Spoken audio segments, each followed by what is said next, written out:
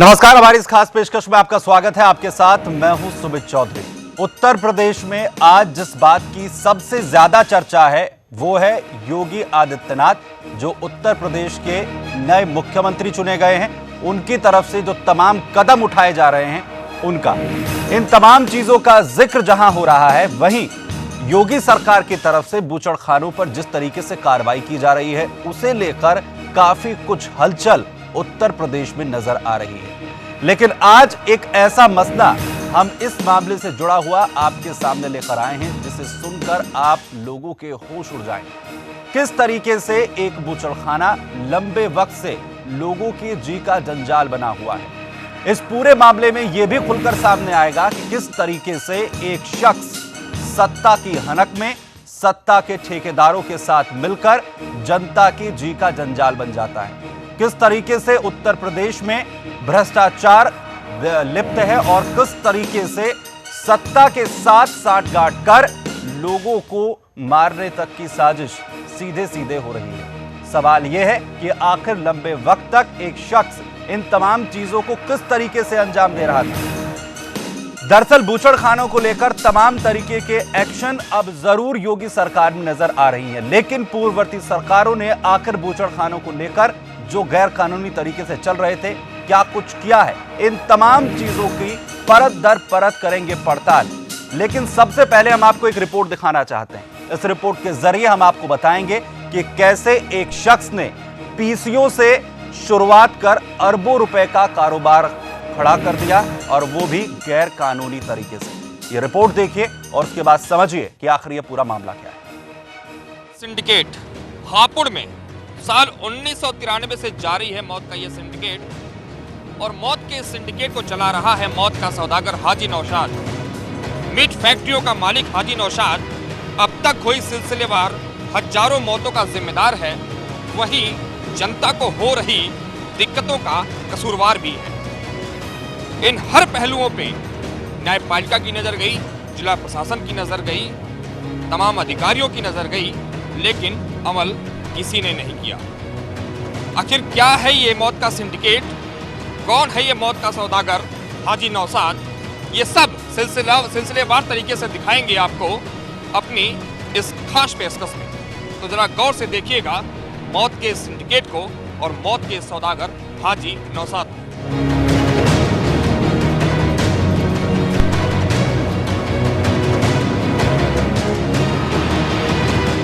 नाम हाजी नौशाद, काम बेजुबान जानवरों को कत्ल करवा के उनके मांस को बेचना। पश्चिमी उत्तर प्रदेश के हापुड़ जिले में साल 1993 तक एक छोटा सा पीसीओ चलाने वाला 2 कौड़ी का हाजी नौशाद महज कुछ सालों में ही अरबपति बन गया। आज की तारीख में रेबन फूड्स प्राइवेट लिमिटेड कंपनी के मालिक के तौर पर हाजी नौशाद की पहचान होती है।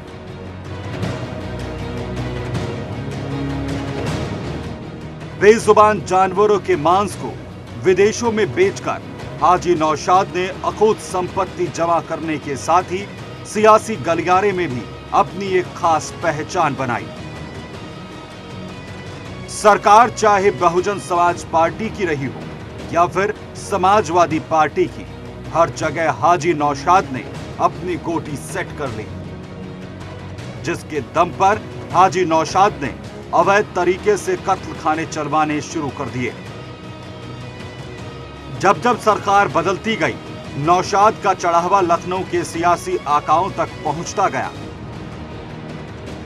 अपनी टीवी स्क्रीन पर आप देख सकते हैं कि किस तरह से बहुजन समाज पार्टी के कद्दावर नेता नसीमुद्दीन सिद्दीकी अपनी मोहर और अपने नाम का दुरुपयोग हाजी नौशाद के लिए कर रहे हैं।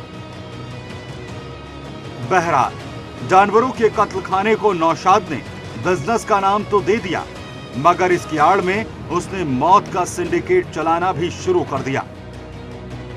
साल 1993 में जब उसने छोटे पैमाने पर अपने कुछ साथियों के साथ मिलकर मौत के इस सिंडिकेट की शुरुआत की, तभी लोगों ने इसका विरोध करना शुरू कर दिया।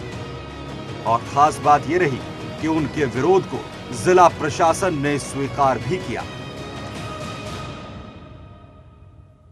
रामपुर रोड हापुड़ में पोल्यूशन की फैक्ट्री, हड्डी मिल, चमड़ा मिल और सरेस मिल, टेनेरी, उनसे काफ़ी पोल्यूशन है। रास्ते में आना जाना सब बंद रहता, इसलिए प्रशासन से शिकायत करी थी। प्रशासन ने पोल्यूशन कंट्रोल बोर्ड गाजियाबाद को आदेश करे और उन्होंने मौके पर जांच करके एसडीएम ने उस पर अपना संज्ञान लेकर उनको बंद कर दिया।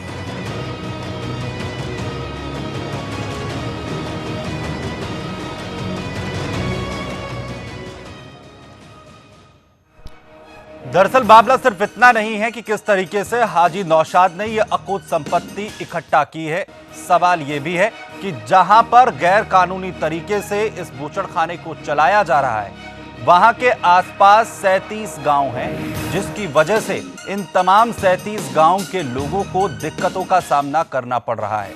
चंद सिक्कों की खनक के लिए इन कसाईयों ने तमाम तरीके के कानूनों को ताक पर रख दिया।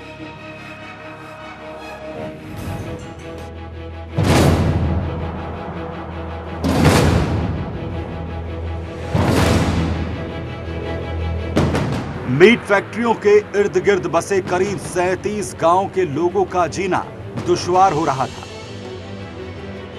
चंद सिक्कों की खनक को सुनने के लिए ये कसाई मानकों को ताक पर रखकर खुले में ही कत्ल खाने चला रहे थे। गांव वालों का शिकायत करना इन कसाईयों को रास नहीं आया और वो जिला प्रशासन के आदेश को चुनौती देने के लिए ऊपरी अदालत की चौखट पर पहुंच गए। एसडीएम हापुड़ राजकुमार श्रीवास्तव ने इनके विरुद्ध कार्रवाई की और सभी समस्त हड्डी मिल, पोल्यूशन फैक्ट्री जितनी भी हैं सबको बंद कर दिया। उसके बाद ये हाई कोर्ट चले गए, लोग नंबरवार जाते रहे और अपनी फैक्ट्री चलवाते रहे।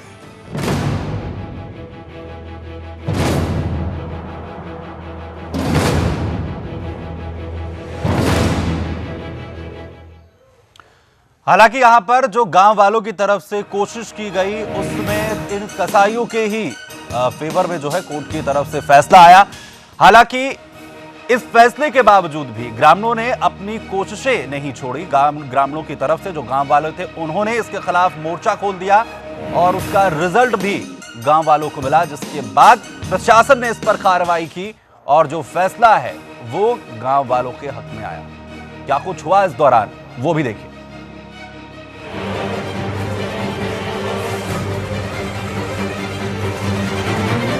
ऊपरी अदालत का फैसला भले ही कसाईयों के हक में आया, मगर गांव वालों ने हिम्मत नहीं हारी और जमीनी स्तर पर आंदोलन शुरू कर दिया।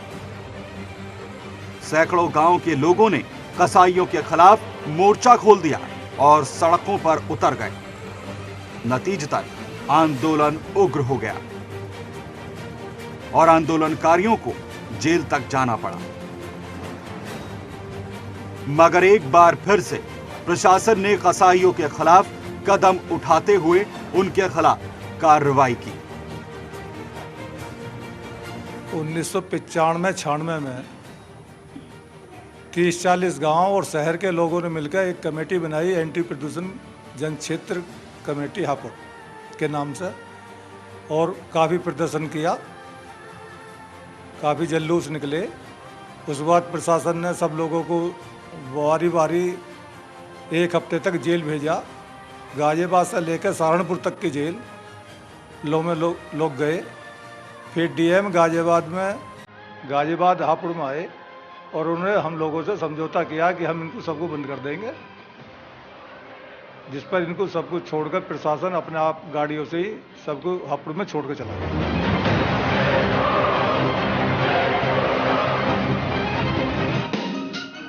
दरअसल 1996 में प्रशासन की कार्रवाई के बावजूद भी लगातार ये कसाई अपने धंधे को बढ़ा रहे थे। इसके बावजूद भी जो कोशिश ग्रामीणों की तरफ से इस पूरे धंधे को, बूचड़खाने को बंद करवाने की जा रही थी, उसमें कामयाबी गांव वालों को नहीं मिली थी।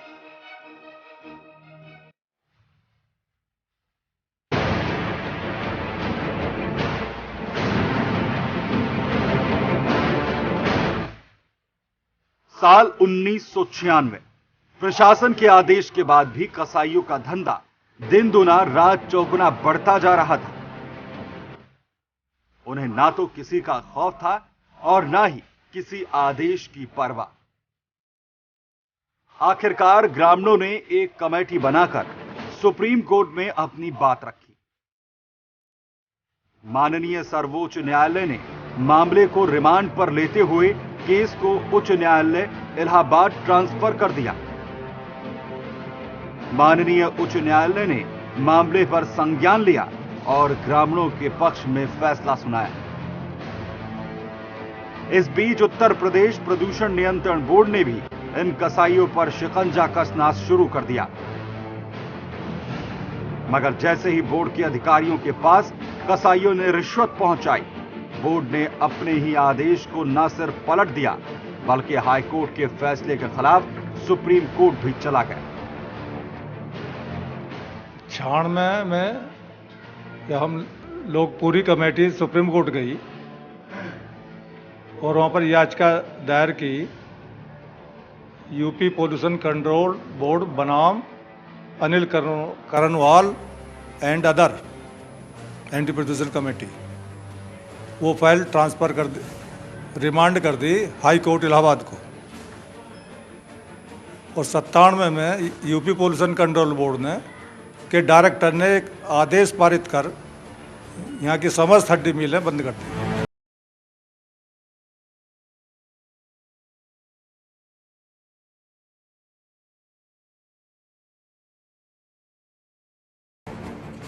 दरअसल कोर्ट की तरफ से ग्रामीणों के हक में फैसला जरूर सुना दिया गया, लेकिन उसके बावजूद भी कार्रवाई नहीं हुई।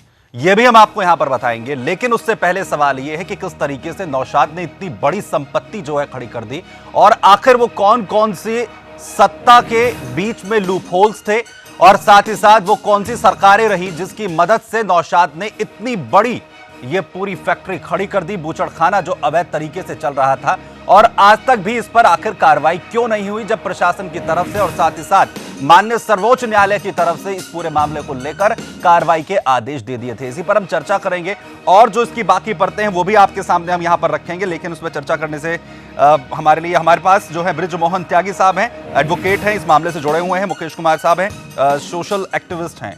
सबसे पहले मैं बृजमोहन त्यागी साहब आपके पास आना चाहता हूं। दरअसल हम इसके अगर कानूनी पहलू समझें और प्रशासनिक तौर पर तमाम चीजों को हम समझें, क्योंकि लंबा वक्त है जब से नौशाद ने इन तमाम चीजों को करना शुरू किया और हमने जिस तरीके से अपनी रिपोर्ट में बताया कि एक पीसीओ से अपना काम जो उसने शुरू किया था, उसके बाद आखिर ऐसी कौन सी जादू की छड़ी उसके हाथ आ गई थी और आज तक जितनी भी संपत्ति रेबन फूड प्राइवेट लिमिटेड नाम की जो कंपनी उसने खड़ी की है, इन तमाम चीजों को लेकर आज तक आखिर उसने ऐसा क्या किया है कि इतना बड़ा अवैध रूप से बूचड़खाना चल रहा है।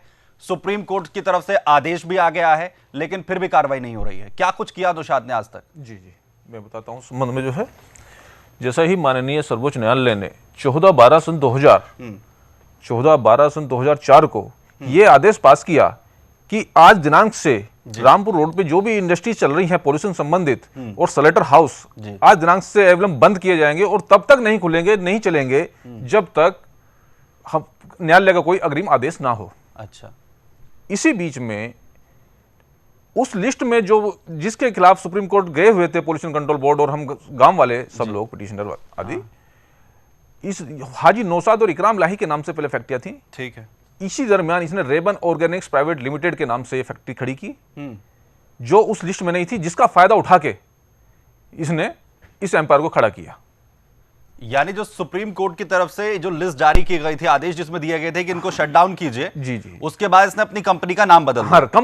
कंपनी का नाम बदल दिया। जिस खसरा नंबर में इसकी फैक्ट्री पहले हाजी नौशाद के नाम से लगी हुई थी, उसी खसरा नंबर में रेबन ऑर्गेनिक्स प्राइवेट लिमिटेड के नाम से इन्होंने फैक्ट्री लगाई मुर्गी दाना बनाने की। लेकिन आप देखेंगे उसमें जाके तो वहां स्लेटर हाउस चलता है उसमें। अच्छा, और उसके सराउंडिंग में जो फैक्ट्रियां और बंद की गई थी माने सुप्रीम कोर्ट के आदेश से, वो सारी जमीनें, सारी फैक्ट्रियां, बंद फैक्ट्रियां इसने खरीद ली और अपनी फैक्ट्री को इंक्रीज कर लिया उसी क्षेत्र में। जी, जहां पहले 40 से 41 फैक्ट्रियां चलती थी, बाद में प्रशासन ने 55 फैक्ट्री की भी लिस्ट दी, उसको सबको हटा के इसने एक बड़ा एम्पायर खड़ा कर लिया उन्हीं फैक्ट्रियों की जगह को हायर करके।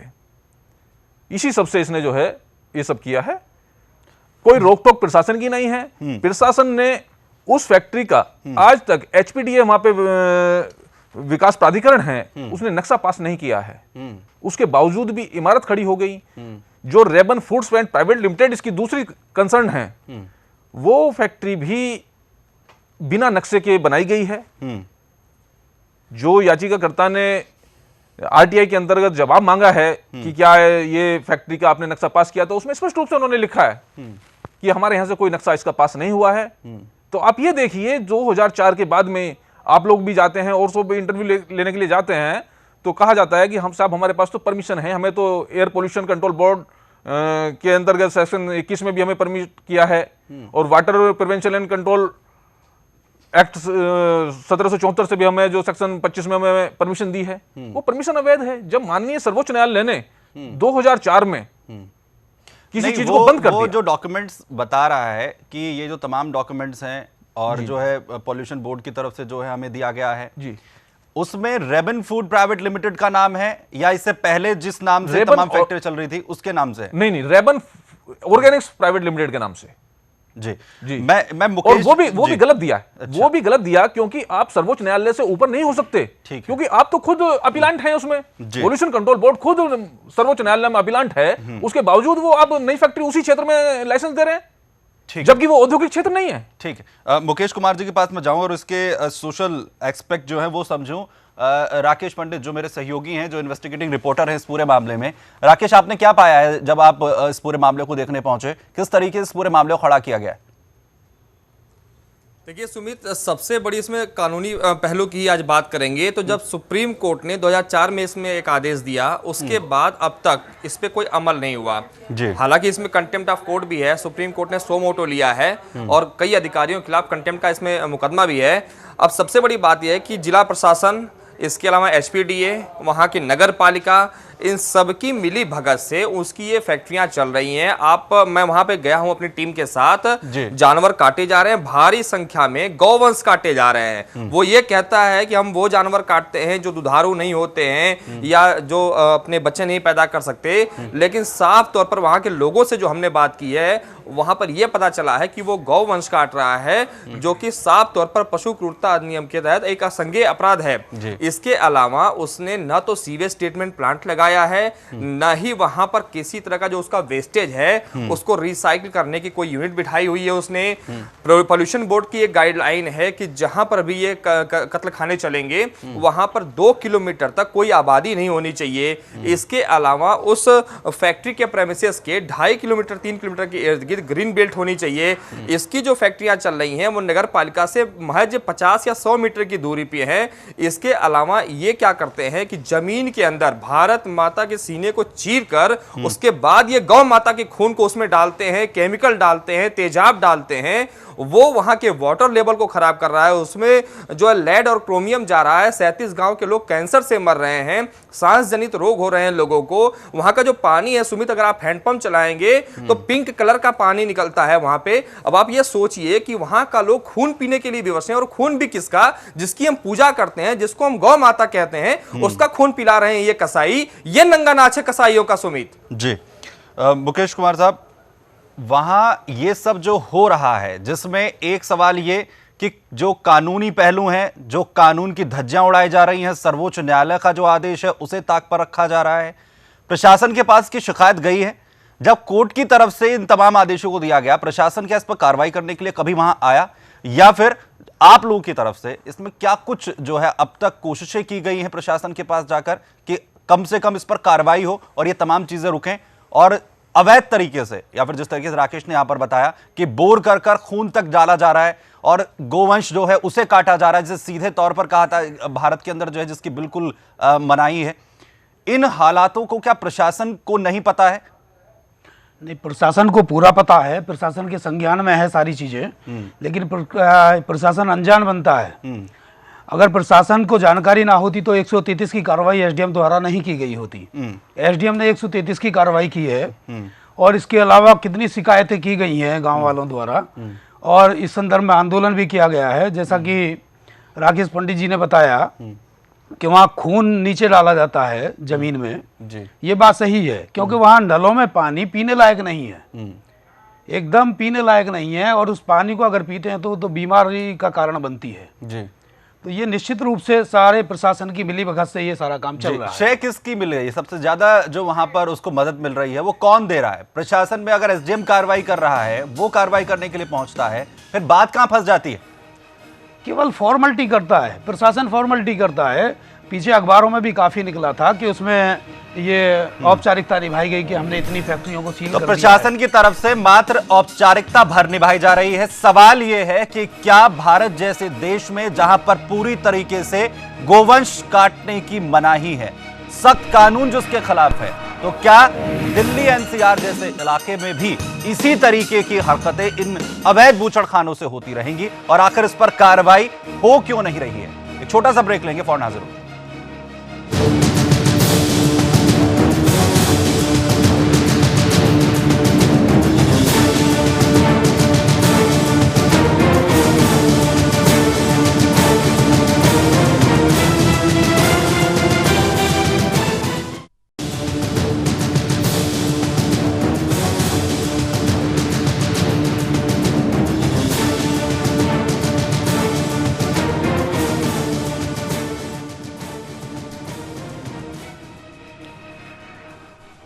नौशाद को लेकर जो तमाम चीजें निकलकर सामने आई, किस तरीके से उसने इतनी बड़ी अकूत संपत्ति खड़ी कर ली, अवैध तरीके से बूचड़खाना चलाया जा रहा है, जहां पहले फैक्ट्री नौशाद के नाम से थी, उसके बाद जब सुप्रीम कोर्ट की तरफ से सीधे तौर पर यह आदेश दिया गया कि इसे बंद किया जाना चाहिए, उसने उस फैक्ट्री का नाम बदलकर रिबन फूड प्राइवेट लिमिटेड रख दिया।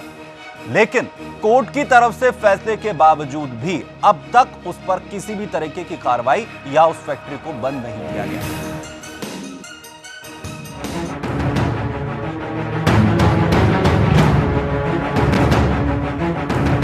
साल दर साल वक्त बीतता जा रहा था। एक तरफ जहां ग्रामीण अपने अस्तित्व और अपनी जिंदगी को बचाने की जद्दोजहद कर रहे थे, तो वहीं दूसरी तरफ हाजी नौशाद और उसके साथी हर आदेश की धज्जियां उड़ाते हुए मौत के सिंडिकेट को चलाने में मशगूल थे। मामला सुप्रीम कोर्ट में चल रहा था। कोर्ट ने 14 दिसंबर 2004 को ग्रामीणों के पक्ष में फैसला सुनाया और तत्काल हापुड़ जिले के रामपुर रोड पर चल रही सभी मीट फैक्ट्रियों को बंद करने का आदेश जारी कर दिया।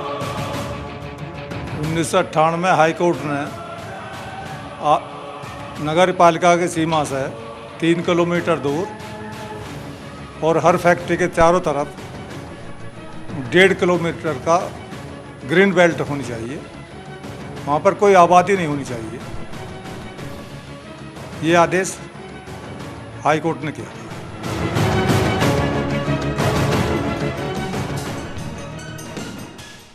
तो 2004 में कोर्ट की तरफ से आदेश यहां पर दिया गया, लेकिन 2004 के बाद भी जब इस पूरे मामले पर कोई कार्रवाई नहीं हुई और कोर्ट की तरफ से जो आदेश दिए गए थे उस पर किसी तरीके का अनुपालन नहीं किया गया, तो कोर्ट ने इसके बाद स्वतः इस मामले का संज्ञान लिया और इसमें पूछा कि आखिर इस पूरे मामले में कार्रवाई क्यों नहीं हो रही।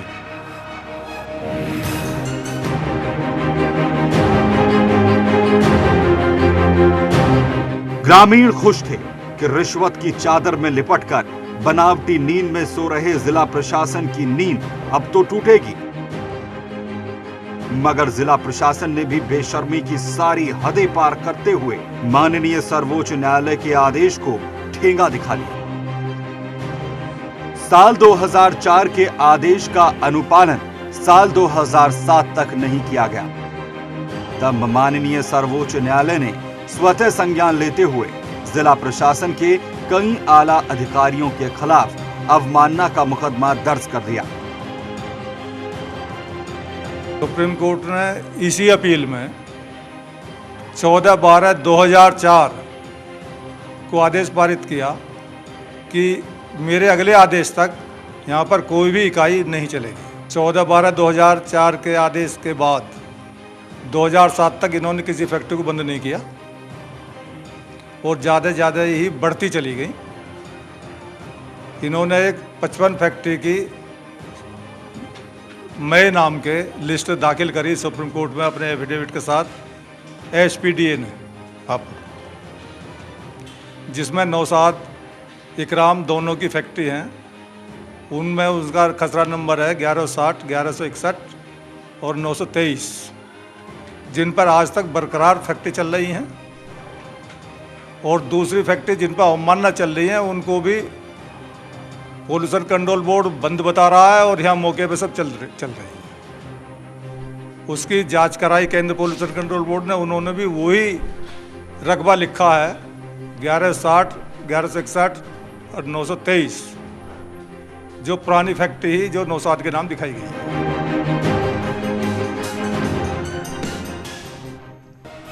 तो आप समझ सकते हैं कि 2004 में अगर कोर्ट की तरफ से फैसला दिया गया और उस पर फिर भी कोई कार्रवाई ना हो तो किस तरीके से नौशाद ने अपने हाथ पैर और साथ ही साथ अपनी तमाम जो कोशिशें सरकार के साथ मिलकर इस पूरे मामले को अंजाम दिया है। प्रेम कृपलानी साहब हमारे साथ समाजवादी पार्टी नेता जुड़ रहे हैं लखनऊ से। कृपलानी साहब, 2004 का मामला जिसमें कोर्ट यह कहता है कि इस बूचड़खाने को बंद हो जाना चाहिए, एक शख्स उसका नाम बदल देता है, सरकार के साथ साठगांठ करता है, वहां के अधिकारियों के साथ साठगांठ करता है और उसके बाद अवैध रूप से बूचड़खाने को चलाया जाता है। आप लोगों की हाल ही में सरकार रही है और अब तक उस पर कार्रवाई नहीं हुई। क्या कर रही थी आपकी सरकार और आखिर नौशाद जैसे लोग बूचड़खाने जो चला रहे थे उस पर कार्रवाई क्यों नहीं हो रही थी? देखिए, जब नौशाद जी को उसका लाइसेंस दिया गया तो उस वक्त ये कहा गया कि भाई इसको लीगल उसको लाइसेंस देने में कोई कमी थोड़ी थी। वो जो अधिकारियों ने वहां जब जांच की, उनको जांच में जो चीज तथ्य मिले उस हिसाब से उन्होंने उसको काम किया। कोर्ट में कोई अनादर नहीं किया गया, कोर्ट ने जो आदेश दिया उसका पालन हुआ। लेकिन उसके बाद जब अधिकारी वहां गए, उन्होंने कहा कि इनका लाइसेंस लीगल है। अगर मान लिए लाइसेंस लीगल नहीं था तो आज जो सरकार है उनको कोई मनाही थोड़ी है। केंद्र में भी वही है, प्रदेश में भी वही है। वहां उनके जो वाजपेयी जी थे वो सबसे पैसा ले रहे थे, तो उनको किसने रोका? कृपलानी साहब, यहां जो डॉक्यूमेंट्स हैं या जो उनके वकील हैं जो इस पूरे मामले को देख रहे हैं सामाजिक स्तर पर, उनका यह कहना है कि 2004 में कोर्ट की तरफ से सीधे तौर पर इस पूरे मामले में इस बूचड़खाने को बंद करने के आदेश दिए गए। 2007 तक भी इस पर कोई कार्रवाई नहीं हुई। 2007 के बाद कोर्ट ने इस पूरे मामले का स्वतः संज्ञान लिया और पूछा कि आखिर कार्रवाई क्यों नहीं हो रही है, और इसके बावजूद भी आज तक नगर पालिका की जो चेयरमैन है वो इस पर बोलने के लिए तैयार नहीं हो रही हैं। हम लगातार उन्हें फोन करते हैं, वो फोन उठाने को तैयार अब नहीं होती हैं। लेकिन इससे पहले जब आपकी हाल ही में आपकी सरकार थी, 10 दिन से ज्यादा नहीं बीते हैं, आपकी सरकार पिछले 5 सालों तक क्या कर रही थी? क्योंकि 2004 का आदेश है, 2007 तक भी पालना नहीं होती है। 2007 के बाद अब तक भी इस फैक्ट्री का नाम बदल दिया जाता है। उनको जो उचित लगे वो कर दे उस पर कार्रवाई। अब कौन उनको रोक रहा है? केंद्र में भी वही है और हमारे उत्तर प्रदेश में भी बीजेपी सरकार है। अगर उनको गलत लगता है तो अब निर्णय ले लें, उनको रोकें और उनके ऊपर कार्रवाई करें। वर्तमान सरकार इस पर निर्णय ले ले, अब सवाल ये नहीं है। वर्तमान सरकार की जिम्मेदारी बनती है कि उसे इस पूरे मामले पर एक्शन लेना चाहिए। और कम से कम उम्मीद हम ये कर रहे हैं कि जो हाल फिलहाल में जो 2-4 मामले सामने आए हैं जिसमें गाजियाबाद का नाम भी है, वहां पर बूचड़खाने बंद हो रहे हैं। हम सिर्फ ये जानना चाहते हैं कि एक पूरा मामला जो किस तरीके से लोगों के जी का जंजाल बना हुआ है, वो उसमें कोर्ट की तरफ से बड़ा फैसला दे दिया जाता है। प्रशासन कौन सी नींद सो रहा था? मैं वही तो आपको बता रहा हूँ ना कि जैसे आप कह रहे हैं कि निर्णय हुआ, कोर्ट ने संज्ञान लिया, तो कोर्ट तो निर्देश, भाई सरकार को, मुख्यमंत्री को इतना टाइम नहीं रहता कि वो एक एक जाके मुख्यमंत्री की जिम्मेदारी अगर नहीं है, प्रशासन नगर पालिका चेयरमैन की जिम्मेदारी तो होगी, वहां के विधायकों की जिम्मेदारी तो होगी, आपके नेताओं की जिम्मेदारी तो होगी। मुख्यमंत्री का काम नहीं है कि वो हर गली और मोहल्ले में जाकर ये पूछता फिरेगा। हम ये पूछ रहे हैं कि वो नेताओं को लेकर क्या कार्रवाई कर रहे थे, वहां के नेता क्या कर रहे थे?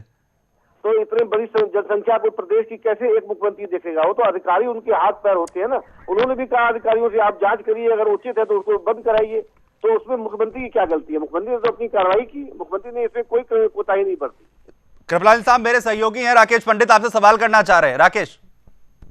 कृपलानी साहब, आपसे एक सवाल है मेरा। अभी आपने कहा कि मुख्यमंत्री की जिम्मेदारी नहीं है, तो अगर सूबे का अभिभावक है, अगर वो जिम्मेदारी नहीं लेता है इन चीजों की, तो कौन जिम्मेदारी लेगा? सूबे का मुख्यमंत्री है, उसने अपने अधिकारियों को तैनात किया हुआ है। आप स्पष्ट तौर पर कह रहे हैं ये आपका राजनीतिक बयान है, ये इतना ही निंदनीय बयान दे रहे हैं आप। कौन जिम्मेदारी लेगा? आपका मुख्यमंत्री नहीं लेगा, आपके मंत्री नहीं लेंगे, आपके अधिकारी नहीं लेंगे, तो कौन जिम्मेदारी लेगा इन मौतों की? लगातार मौतें हो रही हैं, सुप्रीम कोर्ट की अवमानना हो रही है और आप कह रहे हैं कि मुख्यमंत्री की कोई जिम्मेदारी नहीं बनती है।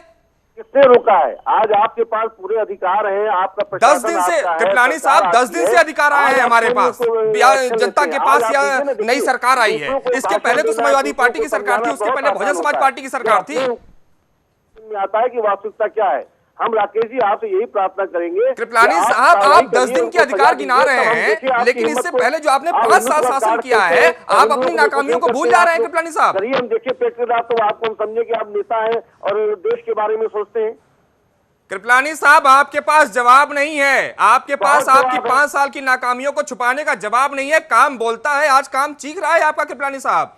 3 साल में क्या किया जनता के लिए आपने? 5 साल सपने आप लोगों ने दिखाने के। सिर्फ लूट खसोट मचाई है उत्तर आप प्रदेश लोग में। जो है सपनों के सौदागर ऐसे बेवकूफ बनाते हैं जनता को। हम चलिए देखेंगे आप आने सब वाले नहीं समय नहीं में आप चलिए हम मानते हैं कि ये सपनों के सौदागर हैं, लेकिन आप क्या सपनों के लुटेरे रहे हैं 5 साल तक? दिखावटे से सरकार सपनों नहीं को चलती। लूटा है आप लोगों ने अब उत्तर हम प्रदेश में। देखेंगे आपकी सरकार कैसे चलती है। चलिए आप हमारे बताइए, पास हम सहयोगी आप सुमित सहयोग बात में- करेंगे आपसे। प्रेम कृपलानी साहब, हमारी सरकार जो है बीजेपी की नहीं है, हम बीजेपी से नहीं आते हैं।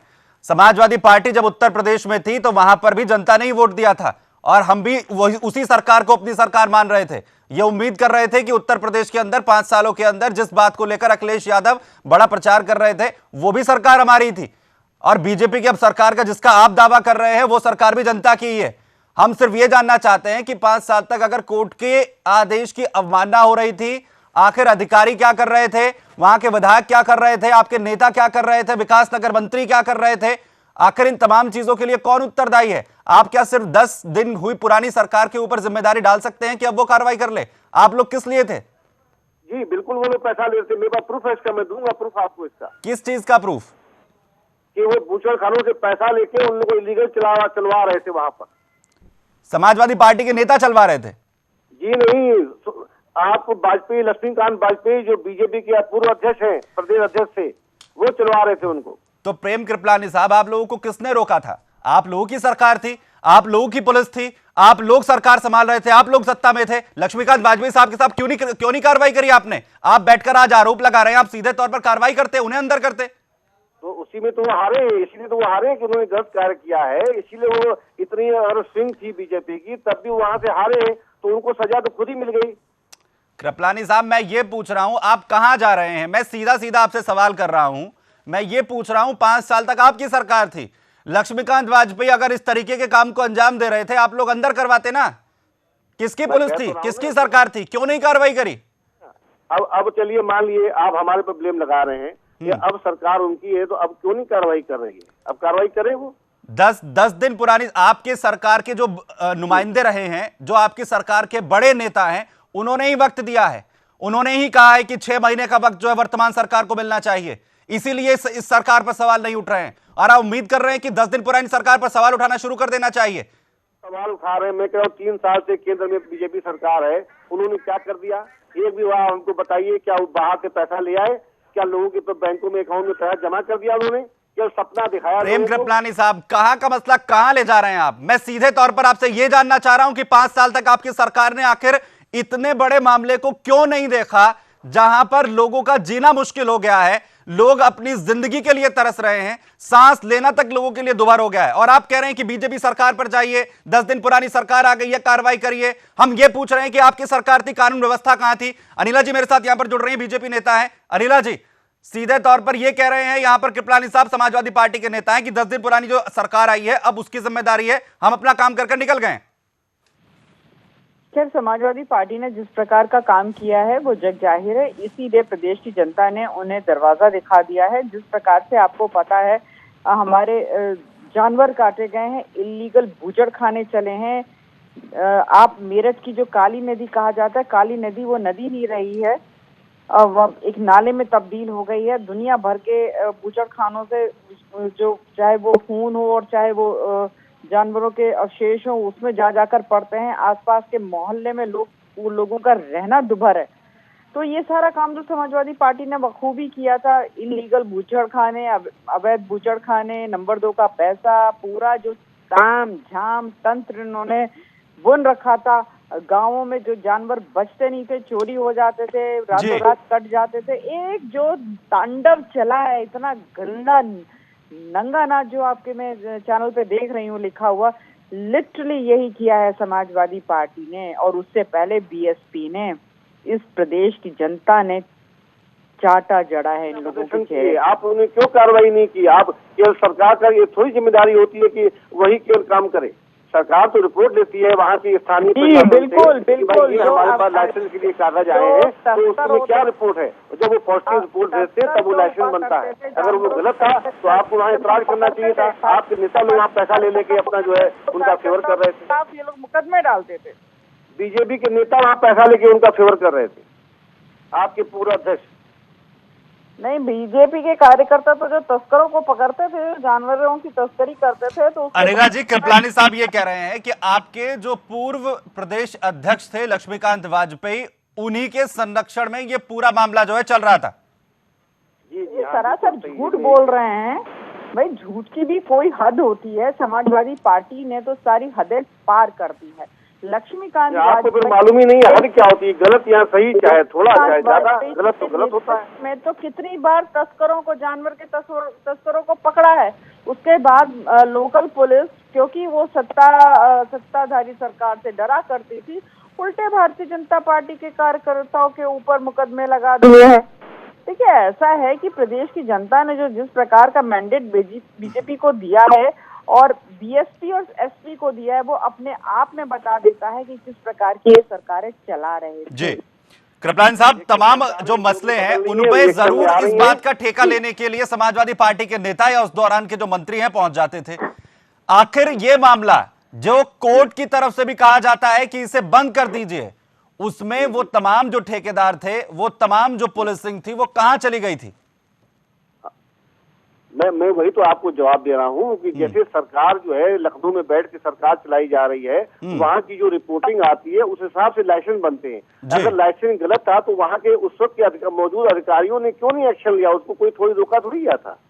सरकार थोड़ी कहती है कि गलत काम करिए। अगर अधिकारी एक्शन नहीं ले रहा है कृपलानी साहब, अगर अधिकारी कोई एक्शन नहीं ले रहा है तो नेता को क्या करना चाहिए? उस पर मंत्री की क्या जिम्मेदारी है?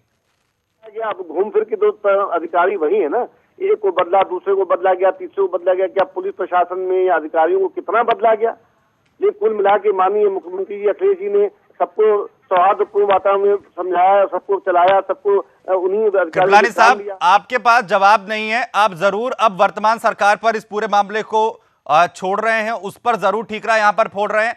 बहरहाल बहुत बहुत शुक्रिया हमारे साथ जुड़ने के लिए। अनिला जी, आपका बहुत बहुत शुक्रिया। लेकिन सवाल आखिर यही है कि समाजवादी पार्टी सरकार में या उससे पूर्व बसपा सरकार में किस तरीके से भ्रष्टाचार और साथ ही साथ नौशाद जैसे लोगों के साथ मिलकर भ्रष्टाचार को अंजाम दिया गया। और अब हालात ये हैं कि कोर्ट की अवमानना के साथ साथ आज भी जो बूचड़खाना है वो जस का तस है। सवाल यह है कि आखिर उस पर कार्रवाई क्या और कैसे होगी। राकेश, दोनों की हमने बात सुन ली, चाहे हम बीजेपी की बात करें या समाजवादी पार्टी की। उम्मीद हम ये जरूर कर रहे हैं वर्तमान सरकार से कि जिस तरीके से अब कार्रवाई शुरू हुई है वो आगे भी कंटिन्यू हो, और जिस तरीके से नौशाद जैसे ये रेवन फूड प्राइवेट लिमिटेड नाम की कंपनी इसने खड़ी कर दी है, इस पर भी जो है जल्द से जल्द कार्रवाई हो। लेकिन जब आप ग्राउंड जीरो पर गए, आपने क्या स्थिति वहां पर देखी है? किस तरीके से पूरा सिंडिकेट चल रहा है? देखिए, जब हम ग्राउंड जीरो पर गए तो सबसे चीज एक हैरान करने वाली चीज ये दिखी कि अधिकारी कोई भी इस पूरे मामले पर सुमित बोलने को तैयार नहीं है। अनिल ढींगरा इस समय जिलाधिकारी हैं वर्तमान समय में हापुड़ में। जब हम उनके पास गए, हमने उनको बताया, हमने कहा सर एक मामला है, हम उस पर आपका वर्जन लेना चाहते हैं, आपका पक्ष जानना चाहते हैं। तो उन्होंने एकदम स्पष्ट कहा कि मुझे इस प्रकार के किसी मामले की जानकारी नहीं है। ऐसा कैसे हो सकता है कि आप जिलाधिकारी हैं, आपको आप ही के जिले में चल रही, आपके ऑफिस से चंद कदम की दूरी पे चल रहे बूचड़खानों की नॉलेज नहीं है, सुप्रीम कोर्ट के ऑर्डर की कॉपी आपके पास नहीं है, आपको कोर्ट ऑफ कंटेम्प्ट की नॉलेज नहीं है, जबकि निर्वर्तमान जिलाधिकारी भी उस कोर्ट ऑफ कंटेम्प्ट में दोषी हैं और उनके ऊपर भी न्यायालय ने संज्ञान लिया हुआ है। जिलाधिकारी ने स्पष्ट कह दिया कि मैं इस पे कुछ नहीं बोलूंगा। इसके बाद हम नगर पालिका जाते हैं, वहां पर नगर पालिका की चेयरमैन कहती हैं, मतलब हैरान कर देने वाला स्टेटमेंट सुनिए सुमित की नगर पालिका की चेयरमैन कह रही है कि मुझे तो पता ही नहीं है कि मेरे नगर पालिका। राकेश, ये बड़ा क्वेश्चन है कि इतने बड़े अधिकारी जिन पर पूरी तरीके से उस इलाके की जिम्मेदारी है, वो अनभिज्ञ होने की बात कह रहे हैं कि उन्हें इस बात की जानकारी नहीं है। सवाल आखिर यह भी है यहां पर कि इस पूरी स्थिति के लिए जो अधिकारी यहां पर बृजमोहन साहब कार्रवाई नहीं कर रहे थे, क्या कभी वो ग्राउंड जीरो पर आए, उन्होंने जानने की कोशिश की, या फिर जो राकेश कह रहे हैं कि उन्हें इस बात की जानकारी नहीं थी? देखिए, ऐसा कहना बिल्कुल गलत है, सरासर गलत है। मैं आपको सबूत के तौर पर दिखाना चाहता हूं। ये प्रभारी निरीक्षक कोतवाली हापुड़ के हैं, जिन्होंने इस संबंध में कहा है। हमने ये पूछा कि भाई आप बताइए, आपने अनुपालन क्यों नहीं किया, माननीय सर्वोच्च न्यायालय के आदेश का अनुपालन क्यों नहीं किया?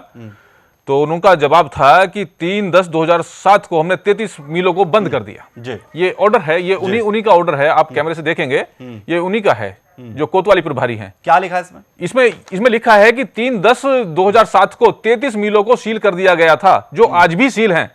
लेकिन इसके उलट ही मैं प्रशासन की, ये कोतवाली की दिखाता हूं, ये FIR है लगभग 6 लोगों के खिलाफ, ये भी 2007 की है जी।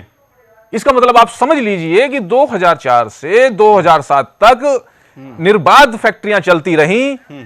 वास्तव में तो आज तक भी चल रही हैं, लेकिन मैं इन्हीं की रिपोर्ट का खुलासा कर रहा हूं, जिसमें चार्जशीट भी पुलिस ने लगाई है, ये 6 लोगों के खिलाफ। यानी ये जरूर अधिकारी जो है मना कर रहे हैं कि उन्हें इस बात की कोई जानकारी नहीं है। बिल्कुल, लेकिन इससे एक क्लू सीधे तौर पर मिलता है बिल्कुल, कि यहां पर जो अधिकारी हैं उन्हें नौशाद ने नोटों के जरिए खरीदा है। जी। और लगातार 10 दिन तक हमारे सहयोगी रिपोर्टर जो इस पूरे मामले को इन्वेस्टिगेट कर रहे थे, राकेश, उन्होंने ये जरूर जान लिया कि भ्रष्टाचार के जरिए ही लगातार इस पूरे मामले को, इस गैर तरीके से चलाए जा रहे बूचड़खाने को अंजाम दिया जा रहा है। क्या कुछ इस पूरे मामले में सामने आया, वो भी देखिए।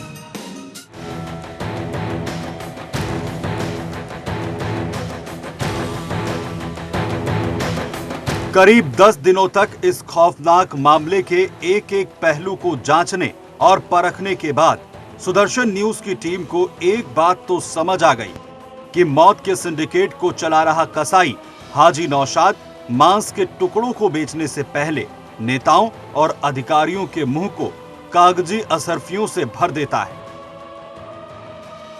यानी कि नौशाद मुंह भराई के हुनर से बखूबी वाकिफ है। मगर एक पुरानी कहावत भी है कि बकरे की मां आखिर कब तक खैर मनाएगी। अब यह मामला देश के सबसे राष्ट्रवादी चैनल के पास है।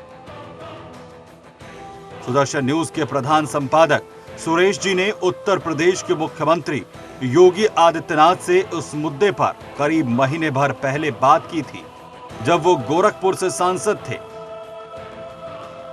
अवैध बूचड़खानों को हम बंद करेंगे। NGT 2 साल से उत्तर प्रदेश सरकार को कह रहा है कि उत्तर प्रदेश में अवैध बूचड़खानों को बंद हिंदुस्तान में सबसे ज्यादा गोहत्या अगर कहीं होती तो उत्तर प्रदेश में। तो इस चीज को रोकने की प्रभावी कार्रवाई के साथ साथ यांत्रिक कत्लखानों को भी प्रतिबंधित करने के बाद सांप्रदायिक हिंसा के प्रति संवेदनशील क्षेत्रों में हो रहे सामूहिक पलायन को हम सख्ती के साथ रोकेंगे। डिप्टी कलेक्टर की तैनाती होगी, स्पेशल टास्क फोर्स बनेगा और जिलाधिकारी इसके प्रति जवाबदेह हो।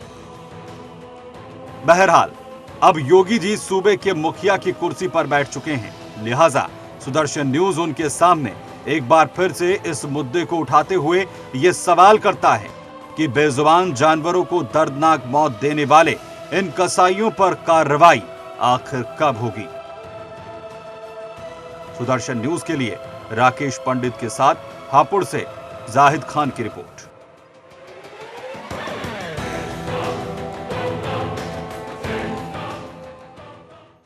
तो सवाल यही है कि आखिर कार्रवाई यहां पर कब होगी। मुकेश कुमार जी, जब लगातार आप इस पूरे मामले में लोगों की जो बातें हैं या लोगों की तरफ से जो तमाम कोशिशें हैं, जो गांव वाले जो हैं कोशिश कर रहे हैं, उसमें उनकी क्या प्रतिक्रिया है और क्या कभी ऐसा हुआ है कि इस शख्स की तरफ से, क्योंकि जाहिर है साफ तौर पर समझ में आ रहा है कि क्या कुछ इसकी हरकतें हैं और कैसे ये अपने इस पूरी करतूत को, इस पूरे मामले को अंजाम देता है, यानी इस भ्रष्टाचार में सीधे तौर पर लिप्त है, क्या गुंडागर्दी भी स्थिति बनती है इसकी तरफ से कभी कभी?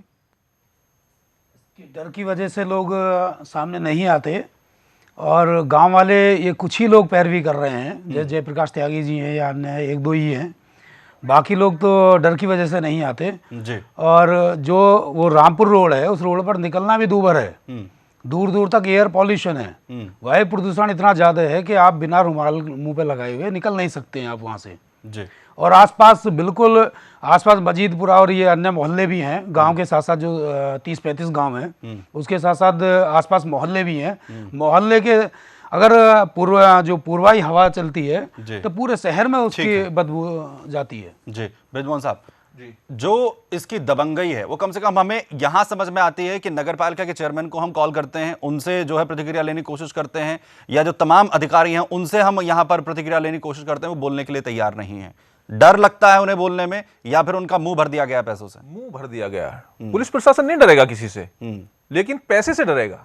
पैसा लेते हैं ये लोग, अपना पेट भरते हैं, नौकरी करते हैं, बस उनका काम खत्म। देखिए मैं आपको दिखाना चाहता हूं, प्रशासन ने 9/10/2007 के पेपर की मैं आपको कटिंग दिखा रहा हूं, 35 हड्डी मिलों पर सील लगाई जी। ये 9/10/2007 की बात है। और माननीय सर्वोच्च न्यायालय का आदेश जो है वो है दिसंबर 2004 का, यानी कि 3 साल बाद तो सील लगती है, और उसके तुरंत बाद ये 10 दिन बाद ही छापामार कार्रवाई में सील हड्डी मिल चलती मिली जी। यानी कि 10 दिन बाद ही उसके बावजूद भी कोई अधिकारी जो है कार्रवाई करने के लिए नहीं पहुंचता है, सिर्फ खाना पूर्ति, सिर्फ राकेश आखिरी कमेंट चाहता हूं मैं आपसे, इस पूरे मामले में आगे हम क्या कुछ करने वाले हैं, और साथ ही साथ कब तक जो है इस पूरे मामले में हम कार्रवाई की उम्मीद करें, और प्रशासन से जो है क्या उम्मीद हमारी तरफ से की जा रही है, कम से कम क्योंकि लंबा वक्त हो चुका है, जो गांव वाले हैं वो उम्मीद कर रहे हैं कि कम से कम अब कार्रवाई हो। सुमित, इस पूरे मामले को हम तब तक उठाते रहेंगे जब तक कि इन बूचड़ खानों पे पूरी तरह से बंदी ना हो जाए, इनकी सील ना लग जाए, और इन कसाईयों का जो नंगा नाच है वो बंद ना हो जाए। जब तक इनका बोरिया बिस्तर नहीं बन जाता है तब तक सुदर्शन न्यूज अपनी इस मुहिम को जारी रखेगा। आज इनके नंगे नाच का ये पार्ट 1 चलाया गया है, लगातार ये सीरीज चलती रहेगी हमारी, और तब तक चलेगी जब तक इनकी फैक्ट्रियों पे ताला न लग जाए और मासूम जानवरों का कत्ल होना बंद ना हो जाए। जब तक मासूम जानवरों का कत्ल बंद नहीं होगा, जब तक नौशाद के खिलाफ कार्रवाई नहीं होगी, और जब तक लोगों को उनका हक नहीं मिलेगा, तब तक हम लगातार इस मुहिम को चलाते रहेंगे और नौशाद को उसके अंजाम तक पहुंचा कर रहेंगे। बहुत बहुत शुक्रिया आप तीनों का हमारे साथ यहां पर जुड़ने के लिए। लेकिन सवाल यह कि कार्रवाई होगी कब, लेकिन सुदर्शन न्यूज पर लगातार यह मुहिम तब तक चलती रहेगी जब तक हम नौशाद को या उन तमाम लोगों को जो इस तरीके से अवैध बूचड़खानों को चलाकर मासूम जानवरों का कत्ल कर रहे हैं, उन्हें उनके अंजाम तक नहीं पहुंचा देते। आज के लिए इतना ही। जय हिंद।